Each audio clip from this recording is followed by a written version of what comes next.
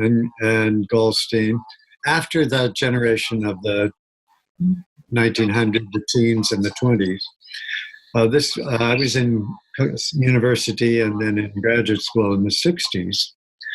And in graduate school, in academia, our choices were behaviorism and psychodynamics.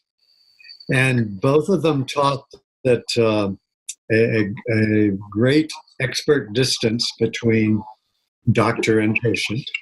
It was very much a patient model. It was still a medical model of people's personal growth and personal development.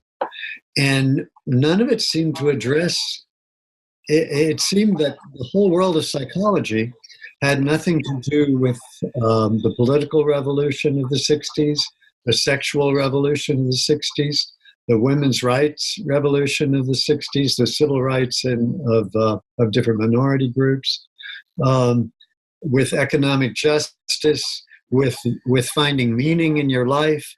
These are the things that motivated us in the 60s generation.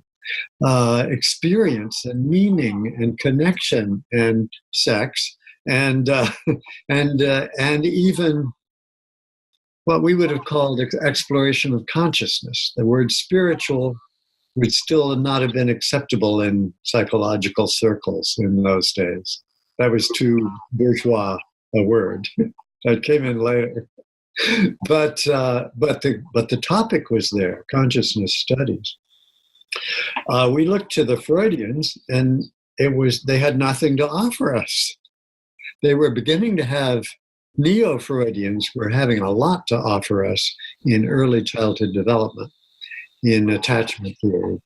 But that was very marginal and renegade to the psychiatric and psychoanalytic mainstream.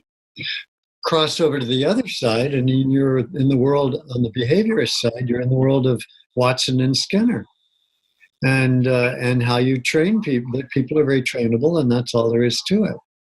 And what these two different schools agreed on was that the experience you're having right now, first of all, the experience you and I are having have nothing to do with each other, because it's my experience is all in my mind, and yours is all in your mind.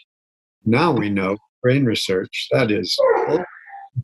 And that's not the case. We're affecting each other right now, physiologically, leaving a trace as we speak. So the mind is not all in the skull. The mind is here among us, being affected by it all the time. And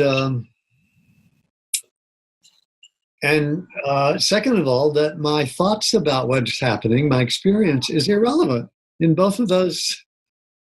In behaviorism, my experience was a byproduct. In classical psychoanalysis, my experience was a defense. And it wasn't what was really going on in either school. So we needed something. I mean, I'm speaking about rigid caricatures, but we had rigid caricatures at that time. And like behaviorism, didn't even call itself cognitive behaviorism yet. They hadn't gotten that far.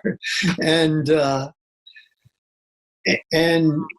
we needed something else. We were desperate for those of us that wanted to work with people and wanted to work, we're drawn to people's problems and all that kind of thing.